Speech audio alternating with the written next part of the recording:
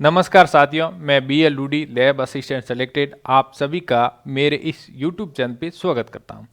साथियों, आप YouTube channel पे पहली बार आए हैं तो YouTube चैनल को सब्सक्राइब जरूर कर देना ताकि आने वाली भर्तियों के लिए सबसे पहले आपको यहां पर अपडेट मिले। और आज हम इस वीडियो में बात करने वाले हैं जो राजस्थान के अंदर अभी फिलहाल नोटिफिकेशन जारी किया है स्टेनोग्राफर भर्ती 2024 का, उसके बारे में पूर्ण रूप से विस्तार से बात करने वाले हैं। इसमें फॉर्म भरते समय कौन कौन से डॉक्यूमेंट की जरूरत पड़ती है और इसमें कुल पद की संख्या है वो कितनी है। राजस्थान के अंदर जो भर्ती अभी नोटिफिकेशन जारी किया है स्टेनोग्राफर भर्ती 2024, ठीक है, इसमें कोई सीईटी लागू नहीं है, यानी कि बिना सीईटी भी आप इसमें फॉर्म अप्लाई कर सकते हैं। ठीक है, कोई भी सीईटी लागू नहीं है, ना तो इसमें 12th सीईटी है, न ग्रेजुएशन वाली। और योग्यता, स्टेनोग्राफर भर्ती में योग्यता सिर्फ और सिर्फ 12वीं पास है और पद की संख्या है वो है 477। और ये फॉर्म भरे जाएंगे 19 फरवरी से 19 मार्च तक। अब हम इसमें आगे बात करने वाले हैं कि इसमें और कौन कौन से डॉक्यूमेंट की जरूरत होती है। मेन ये होता है साथियों कि फॉर्म भरने से पहले हम डॉक्यूमेंट तैयार नहीं करवाते प्रॉपर तरीके से, फिर फॉर्म सबमिट हो जाता है, फिर बाद में पछताते हैं कि काश हम पहले डॉक्यूमेंट तैयार कर लेते, सही करवा देते, तो हमारी ये गलती नहीं होती। क्योंकि आपका जब लास्ट में सिलेक्शन होता है तो डॉक्यूमेंट की कमी होती है ना, तो बाहर कर देते हैं, आपको प्रोविजनल लिस्ट में डाल देते हैं, फिर लेट ज्वाइनिंग देते हैं, तो बहुत सारी समस्याओं का सामना करना पड़ता है। इसलिए आपको मैं बता रहा हूँ ये वीडियो पूरा देखना और अंत तक देखना, और जो भी डॉक्यूमेंट मैं बता रहा हूँ, जो भी आपको बात बता रहा हूँ वो ध्यानपूर्वक सुनना। क्योंकि लास्ट में हम क्या करते हैं, क्योंकि मेरे को पता है मेरे तो डॉक्यूमेंट वेरिफिकेशन हुआ था तो बहुत सारी समस्याएं लोगों के सामने आई थी, तो आप पहले से ही इसको सुधार कर लेना। तो ये नोटिफिकेशन जारी किया है कर्मचारी चयन बोर्ड ने, जो ये एग्जाम करवाती है, ये 26 फरवरी 2024 को जारी किया गया। इसमें जो कुल पद की संख्या हम बात करें कि शासन सचिवालय में जो पद है ना वो कितने हैं, टोटल 194 हैं। और राज्य के अधीन विभाग और जो कार्यालय है उसमें टोटल पद है वो है 280 और टोटल मिलाकर 477 पद की संख्या इसमें है। ठीक है, तो इस तरीके से ये पद की कुल संख्या हो गई। ठीक है, आगे हम बात करते हैं, मेन पॉइंट पे ही बात करेंगे। ठीक है, अब कोई ऐसा विद्यार्थी है जो पशु परिसर की तैयारी करना चाहता है ऑनलाइन, तो अपना एप्लीकेशन है जिसका नाम है सर्वोदय कैरियर इंस्टीट्यूट एप्लीकेशन, इस पे पूरा कोर्स स्टार्ट है। आप प्ले स्टोर पे जाकर के सर्वोदय कैरियर इंस्टीट्यूट एप्लीकेशन ऐसे नाम लिखोगे तो एप्लीकेशन आ जाएगा, जिसमें पशु परिसर का बढ़िया तरीके से कोर्स लॉन्च किया हुआ है, जिसमें नोट्स की PDF मिल जाती हैं, टेस्ट सीरीज मिल जाती हैं, कंप्लीट क्लासेज मिल जाती हैं। ठीक है, और ये सिर्फ और सिर्फ आपके 399 में पूरा कंप्लीट कोर्स अवेलेबल है। पहले 100 विद्यार्थियों के लिए ऑफर लागू है और टेस्ट सीरीज फ्री में भी अवेलेबल हो जाएगी। यदि आप कोर्स ज्वाइन नहीं करना चाहते तो टेस्ट सीरीज भी देख सकते हैं, वहाँ पे आप ज्वाइन कर सकते हैं, वो भी फ्री में।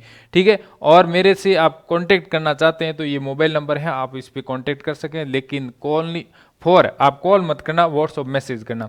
आगे बात करते हैं स्टेनोग्राफर भर्ती के संबंध में, बात करते हैं कि एक बार पंजीयन शुल्क, यानी कि आपको क्या करवाना पड़ेगा। यदि आपके पहले से SSO ID पे रजिस्ट्रेशन करवाया हुआ है तो कोई बात नहीं है, लेकिन SSO ID पे रजिस्ट्रेशन यानी कि वन टाइम रजिस्ट्रेशन ORT जिसको बोलते हैं, one time registration OTR, one time registration, ये लिखा हुआ वन टाइम रजिस्ट्रेशन यानी कि OTR।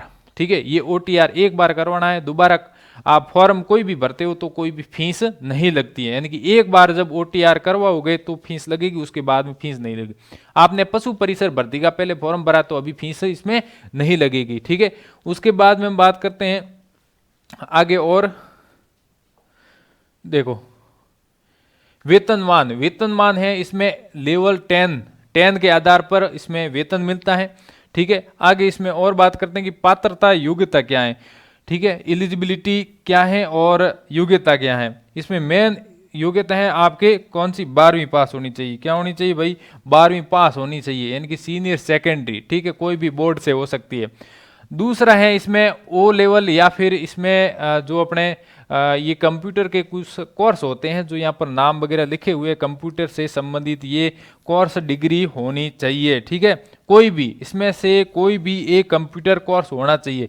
O लेवल है या फिर हायर लेवल सर्टिफिकेट कोर्स ठीक है, कोई भी कोर्स है वो होना चाहिए। इसमें से आप देख लेना इसका कंप्लीट तरीके से, और स्क्रीनशॉट भी ले सकते हैं, और वैसे आपको पीडीएफ वगैरह भी मिल गई होगी इसकी, तो उसमें से भी आप देख सकते। यदि आपके कोई भी ये कंप्यूटर कोर्स है ना, तो आप इसमें फॉर्म में अप्लाई कर सकते हैं, वरना नहीं कर सकते। COPA वाला कोर्स है, या इसमें बहुत सारे इसमें कोर्स के नाम लिखे हुए हैं, तो इसमें से कोई एक कंप्यूटर कोर्स आपके होना चाहिए, वरना आप इसमें फॉर्म नहीं भर सकते हैं।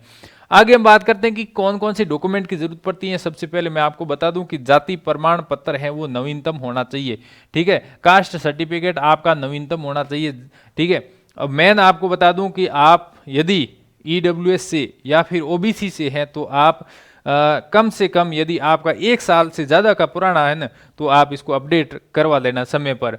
और अपडेट कब करवाना है, आपके अपडेट हैं वो 29 मार्च से पहले पहले करवा देना है, ठीक है। तो आप इसमें आपके कोई गड़बड़ नहीं होगा आगे, ठीक है।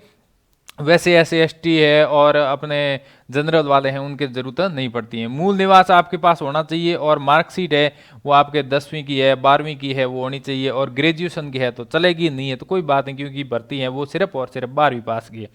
और इसमें भी 12वीं की मार्कशीट है ना, वो नहीं है। अभी आप 12वीं पढ़ रहे हैं और योग्य हो तो इसमें फॉर्म भर सकते हैं। फिर सर्टिफिकेट होना चाहिए, कौन सा कंप्यूटर वाला सर्टिफिकेट है वो होना चाहिए। आधार कार्ड आपके बिल्कुल सही होना चाहिए, नाम की स्पेलिंग वगैरह, जो आपके पिताजी का नाम, डेट ऑफ बर्थ, वो आधार कार्ड में सारा डाटा सही होना चाहिए। उसके बाद में आपके पास मोबाइल नंबर, यानी कि आपका एक मोबाइल नंबर होना चाहिए जिससे आपकी SSO ID बनाई हुई हो, या और Gmail ईमेल जो ID होती है वो भी होनी चाहिए। नवीनतम आपका फोटो होना चाहिए। यदि आपके SSO ID पे पहले से कोई अपलोड किया हुआ फोटो है ना, तो आप दोबारा उसमें, यदि कि क्या करते हैं हम, SSO ID पे पहले का, बहुत पहले का फोटो अपलोड किया हुआ है, यानी कि 2 साल 3 साल पहले का अपडेट अपलोड किया हुआ है, और फॉर्म भरते हैं तो वही फोटो उसमें ऐड हो जाता है, तो ऐसा मत करना। आप नवीनतम जो फोटो है वो उस SSO ID में पहले अपलोड कर देना, और फिर उसके बाद में फॉर्म भरना। तो फोटो है वो नवीनतम होना चाहिए, नवीनतम मतलब अभी हाल ही में खींचा हुआ, और वो फोटो आपके डॉक्यूमेंट वेरिफिकेशन में भी काम आएगा। आगे इसमें बात करते हैं भाई आयु के बारे में, कि एज है वो कितनी होनी चाहिए। एज है वो 1 जनवरी 2025 तक 18 वर्ष होनी चाहिए, यानी कि 1 जनवरी 2025 तक आप यदि 18 साल के हो जाते हैं तो इसमें फॉर्म भर सकते हैं, ठीक है। और योग्यता मैंने बता दी, जो आपके 12th पास होनी चाहिए, या फिर 12th में होने चाहिए, या और कंप्यूटर कोर्स होना चाहिए, ठीक है। उसके बाद में हम आगे इसमें बात करते हैं, अधिकतम आयु में छूट भी दी हुई है, वो कैटेगरी वाइज अलग अलग छूट है, ठीक है। वो एक लगभग इसमें सब हो जाएंगे अलग अलग कैटेगरी वाइज इसमें छूट दी हुई है। 5 वर्ष है, 5 वर्ष है, इसमें 10 वर्ष भी छूट दी हुई है, तो आप ये देख सकते हैं अलग अलग। आगे इसमें और बात करते हैं कि पेंशन है वो इसमें स्पष्ट कुछ लिखा हुआ नहीं है, ठीक है। और पंजीकरण शुल्क वगैरह ये तो ORT के समय एक बार ही लगता है। अब देखो मेन यहाँ पर मुद्दा आता है कि कब से कब तक फॉर्म भरा जाएगा, तो 29/3/2024, ठीक है। ये देखो 29/2/2024 से 29/3/2024 तक ये फॉर्म भरा जाएगा, यानी कि 29 फरवरी से 29 मार्च तक ये फॉर्म भरे जाएंगे। उसके बाद में ये फॉर्म दोबारा ओपन नहीं होते हैं, क्योंकि ये कंपटीशन एग्जाम वाला ऐसा नहीं कि दोबारा जैसे कोटा ओपन के एग्जाम चलते हैं वैसे दोबारा फॉर्म डेट आगे बढ़ाएंगे, वैसा कुछ नहीं करते हैं, तो इसके भरोसे मत रहना। परीक्षा का आयोजन अभी तक इसमें कुछ भी लिखा हुआ नहीं है, वो अलग से बता दिया जाएगा। और OMR आधारित ये एग्जाम होगा, ठीक है। ऑनलाइन आवेदन में संशोधन, यदि आपने फॉर्म है वो गलत भर दिया है तो उसमें करेक्शन भी करवा सकते हैं। वो करेक्शन क्या होता है कि फॉर्म भरने की लास्ट दिनांक से देखो बोर्ड द्वारा जारी विज्ञापन 14/7/2023 ये देखो मेन इसमें क्या होता है कि फॉर्म भरने की जो अंतिम दिनांक है ना, यानी कि 29 मार्च से 7 दिन तक आप बाद में करेक्शन है वो करवा सकते हैं, यानी कि फॉर्म सबमिट हो गया, लास्ट डेट है, और लास्ट डेट के बाद में 7 दिन के लिए आपको समय मिलता है, जिसमें 300 रुपये का टोकन जमा करवा के उसमें हम सही करवा सकते हैं, ठीक है। ये करवा सकते हैं यदि फॉर्म के अंदर कोई भी त्रुटि है तो। आगे बात करते हैं हम परीक्षा स्कीम के बारे में, यानी कि परीक्षा में क्या क्या पूछा जाएगा। देखो इसमें 2 पेपर होगा। पहले पेपर में क्या पूछा जाएगा, सामान्य ज्ञान, दैनिक विज्ञान, और इसके सवाल आएंगे कितने 50 और फिर इसमें पहले पेपर में और होगा राजस्थान का सामान्य ज्ञान, इसके भी सवाल आएंगे 50, और ये 3 घंटे का पेपर होगा। यानी कि इस 100 क्वेश्चन का 100 क्वेश्चन के लिए आपको 3 घंटे का समय मिलता है।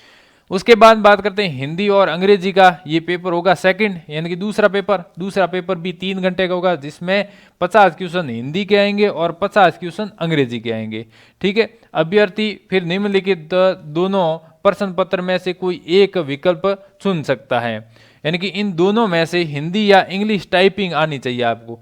हिंदी या इंग्लिश टाइपिंग है वो, इसके बारे में आपको कोई भी दोनों में से एक विकल्प है वो चुन सकते हैं।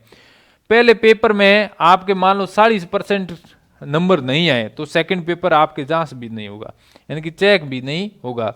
तो इसका विशेष रूप से ध्यान रखना होता है कि 40% से अबव नंबर लाना है दोनों में ही। ठीक है, अब फिर दोबारा मैं आपको बता दूं, यहाँ पर यदि आप लैब असिस्टेंट की तैयारी करना चाहते हैं, चाहे जियोग्राफी लैब असिस्टेंट हो, साइंस लैब असिस्टेंट हो, तो भी कोर्स लॉन्च किया हुआ है अपने application Sarvodaya career institute application पे लॉन्च किया हुआ है। पशु परिसर का भी किया हुआ है कंप्लीट तरीके से ऑनलाइन, आपको बढ़िया तरीके से बेस्ट फैकल्टी के साथ में करवाया जाएगा।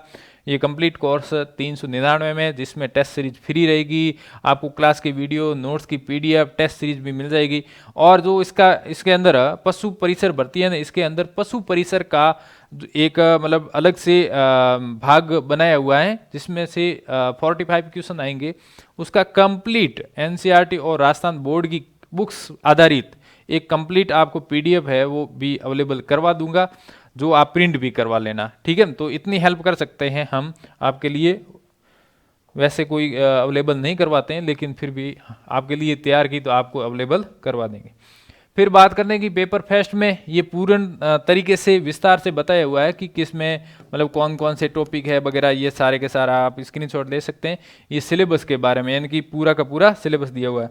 फिर आगे इसमें और बात करते हैं भाई, राजस्थान का सामान्य ज्ञान ये यहाँ पर हो गया। फिर लास्ट में देखो यहाँ पर एक मेन इंपोर्टेंट पॉइंट दिख रहा है, paper pattern question paper, objective type question आएंगे, मैक्सिमम मार्क्स हैं वो 100 नंबर, और नंबर ऑफ क्वेश्चन 150, और ड्यूरेशन ऑफ पेपर 3 हॉर्स, यानी कि 3 घंटे का समय। ऑल क्वेश्चन कैर इक्वल मार्क्स, यानी कि सभी सवाल हैं वो आपके एक जैसे नंबर के होंगे। और 3 will be no negative marking, sorry there will be no negative marking, यानी कि इस पेपर में आपके नेगेटिव मार्किंग नहीं है, यानी कि कोई आप सवाल गलत कर देते हो तो इसमें नंबर नहीं कटेगा। लगभग सारी वैकेंसियों में नेगेटिव मार्किंग होती है, लेकिन इस भर्ती में नेगेटिव मार्किंग नहीं है। पेपर फर्स्ट में भी नहीं है, तो सेकंड में भी देख लेते हैं। ये पेपर सेकंड है, जिसमें हिंदी है, और हिंदी के बाद में ये इंग्लिश है। आप ये स्क्रीनशॉट वगैरह ले सकते हैं। ठीक है, ये हो गए आपके इंग्लिश, और फिर लास्ट में ये लिखा हुआ है नो नेगेटिव मार्किंग, यानी कि इसमें भी आपके नेगेटिव मार्किंग नहीं होगी। ठीक है, इस प्रकार से ये सिलेबस इसमें पूर्ण विस्तार तरीके से दिया हुआ है। ठीक है, और ये एग्जाम कब होगा इसके बारे में भी आपके मन के अंदर क्वेश्चन आ रहा होगा। तो ये एग्जाम लगभग 2024 के एंडिंग में होगा, उससे पहले मुझे नहीं लगता है। लगभग नवंबर के आसपास, अक्टूबर नवंबर के आसपास आपको मान के चलना है। इसमें लिखा हुआ नहीं है, लेकिन इतना समय आपके लग जाएगा, क्योंकि इलेक्शन वगैरह भी आ जाएगा। तो आप बढ़िया तरीके से तैयारी भी कर सकते हैं, इतना ज़्यादा सिलेबस भी नहीं है। यदि आपके कंप्यूटर कोर्स किया हुआ नहीं है तो आप कर लेना, कोई दिक्कत नहीं है। जो कोर्स होता है वो कितने महीने का होता है पता करके कर लेना। यदि जल्दी होता है, आपके एग्जाम से पहले पहले उसका रिजल्ट आ जाता है तो करना, लेकिन कोटा ओपन के भरोसे मत रहना, क्योंकि कोटा ओपन वाले रिजल्ट निकालते ही नहीं समय पर।